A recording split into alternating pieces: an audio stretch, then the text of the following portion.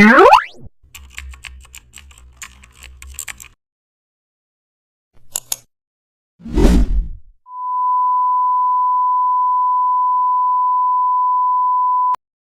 back to the channel, and don't forget to like, share and subscribe for more updates. Today we are diving into an exciting tutorial how to create a portrait filled with nature textures.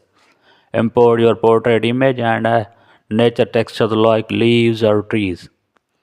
Position the textures layer above your portrait and right click and choose create clipping mask.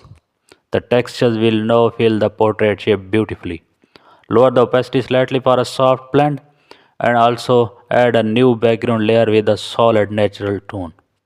Duplicate the portrait and set blending mode to soft light and erase unnecessary parts with a soft brush for natural mix.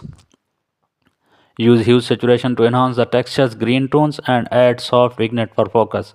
Now use the brush